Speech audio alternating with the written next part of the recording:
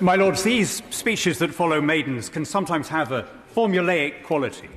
We say that it's a privilege, it's an honour, it's a pleasure, and the words issue from our vocal cords without our really stopping to ponder what they mean. So let me say with feeling that I feel very lucky and very happy to be able to follow one of the foremost historians of our generation, my noble friend Lord Roberts of Belgravia, the author of 20 books, perhaps best known for his magisterial and monumental biography of Winston Churchill. There have been 1,012 such biographies. His was the 1,010th, but I think it is at or close to the top of almost every critic's list.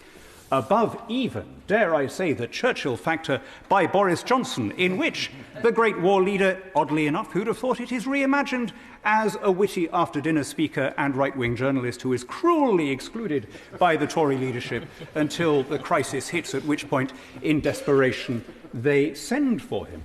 But as young people sometimes say of pop groups, I prefer some of his earlier work. And given the conversation we've just been having in this debate about the recent reshuffle, it's worth noting that he has written stonking biographies of two previous Tory foreign secretaries who spoke from these red benches, namely Lord Salisbury and Lord Halifax. Sometimes my noble friend is portrayed as a TV historian or as not completely academic, and I think that is monstrously unfair.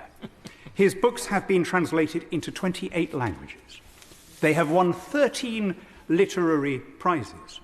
Every one of them involves original research from primary sources, including the Churchill book. He was the first historian to get the late Queen to open the Royal Archive so that we know what her late father, in his dutiful, dim and decent way, thought about the events of that time. He did, however, write one slightly more frivolous book. My noble friend authored a thriller in 1994 called The Aachen Memorandum, and I mention it because I have a feeling that the fictional hero is modelled on someone who is currently on these benches. I'll leave lords opposite to try and work out which of us. But I mentioned this book because there is something really oddly prophetic in it. It's set in the future, looking back to a Brexit referendum. And this is the uncanny thing.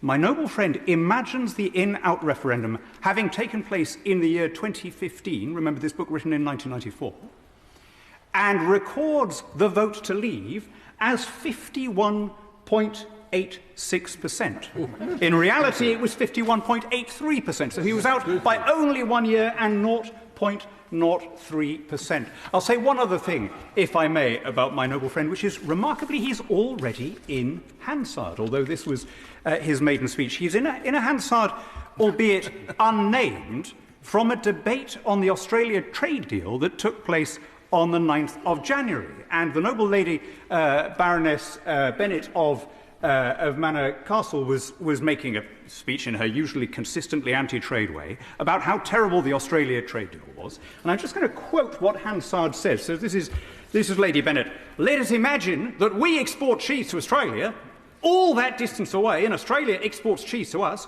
What would be the point of that? Noble lords, interruption. Better cheese. I hear calls from the other side of the house saying better cheese. Now, isn't it an extraordinary thought that if in any way my noble friend had been incapacitated between January and now, he'd have gone down as the member whose sole contribution to the councils of your lordship's chamber were the two words better cheese. I actually suggested to him that he should leave it at that and not make a maiden speech. And I know that he's a very modest man and was tempted, but he overcame it because he does have a great deal to contribute. As Henry Kissinger described him, a great historian who is always relevant to contemporary thinking. I can't imagine a better recommendation for a place in your lordship's councils than that.